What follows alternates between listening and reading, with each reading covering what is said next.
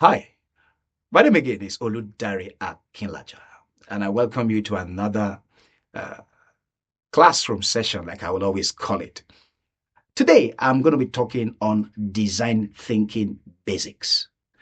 Now, we've always heard about design thinking. What does design thinking mean? What's all this design thinking about? What's the interest behind design thinking? So today, I'll like to be sharing with us on what design thinking means. Now, design thinking is a process where people are able to use a particular way of thinking to develop innovative solutions, to be able to create strategies that are human centered. I want us to take note of the word human centered. Now, the idea behind human centered design is to make sure that you are creating a product that will be useful to people. You are creating a strategy that will be impactful in the lives of people. Now, I know, for instance, for most of us who engage government or are trying to ask ourselves, oh, what is government even doing? One of the things that I always say to policy developers and people in government is that you must apply design thinking to whatever policy you are implementing. Because a policy that is not directly impacting the humans that you are developing the policy for will not be able to communicate your relevance or your influence. So design thinking is a skill that people across board must have, from policy developers to strategists to people in government and to business holders. We all must be design thinkers. Now, this is how design thinking works. The first thing you must do with design is to be able to frame the problem. Frame the problem.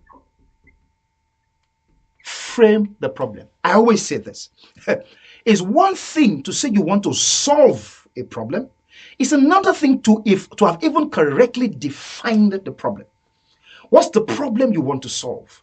What do you have a correct interpretation of the problem?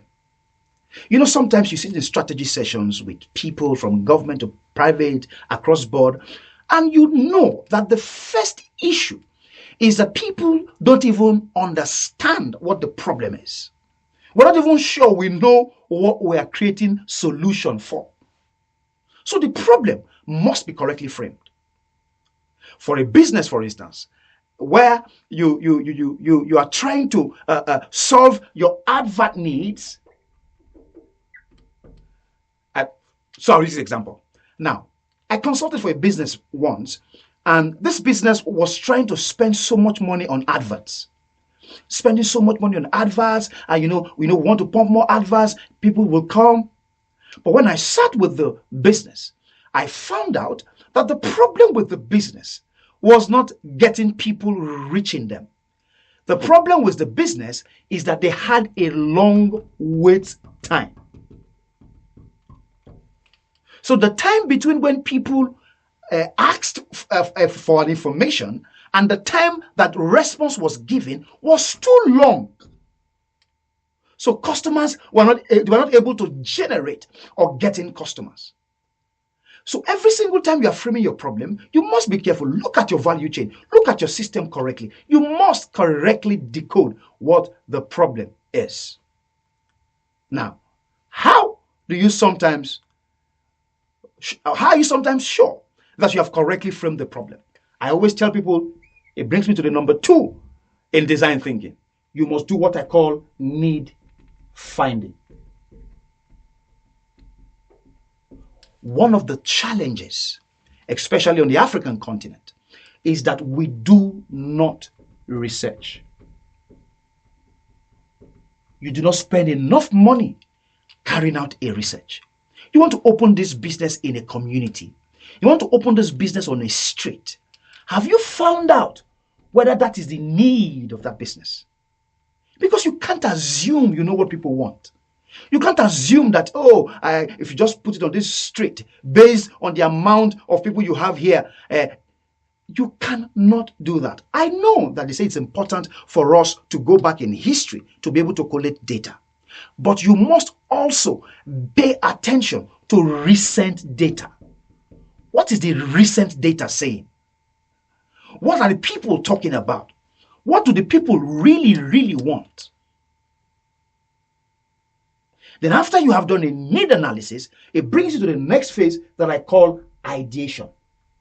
Ideation means when you begin to build ideas around the feedbacks you have gotten. You begin to build ideas around the feedback that you have gotten. Build ideas. Build ideas. Give yourself, 100 ways by which these ideas will solve the problems you have generated from your research. 1,000,001 ways. 1,000,001 ways. Don't be afraid to try it out. Don't be afraid to say the things you want to say or the things you want to put down. Jot them down. Then it brings me to the next phase, which is then build a prototype. Based on the ideation phase, you have sieved out the various ideas. You have looked at it. You have said, based on the problem, these are the possible ideas. This is the way that if we implement these ideas, it will be able to solve the problem. You have looked at everything and you have come and cascaded them down to probably 2 or 3 ideas. Then you then build a prototype of that idea. The prototype of the idea means you build that product. The product that from the idea, you then generate a product. Some people have stayed in the idea phase and have not been able to move to the product phase. But that's not what I'm talking about today. When you then have your product, you then push your product into the market. Ladies and gentlemen, the market is a true test of the viability of your product. No product is actually beautiful. People always say, oh, my idea is beautiful. My product is nice. My product is going to do this. Your product is not nice until the market experiences your product. Send your product into the market. When you test the product, then you get what I call a feedback. From that feedback, you can then go back again. So they begin to retest and that's how people come up with perfect products and perfect systems. But I must say this at this juncture, that you don't get to a point in design thinking or in innovation or in product design that you then lift your hands up and say, oh, we have the perfect product. No, societies are constantly evolving and needs are constantly changing. So you must constantly go through this design thinking process over and over again with your idea, with your product, with your business, even with your life or even government. You must constantly test this product. I want to say this, just like I say to people in Nigeria. The kind of solution that will have required our problems to be solved 30 years ago are probably not the solutions we need right now because our society has evolved. So you need to constantly test your idea. You need to constantly think. You need to constantly generate data from the community. You must constantly be thinking about going through this design thinking first. You'll never get to a point in design thinking or in life where you think that this phase or these cycles that we have gone through today will not be important to how productive you are in your business, in your life, and all of your personal endeavors. I hope I've been able to share with you today on design thinking, and I hope it will benefit you as you move forward in pushing that idea, that product, and that business into the market.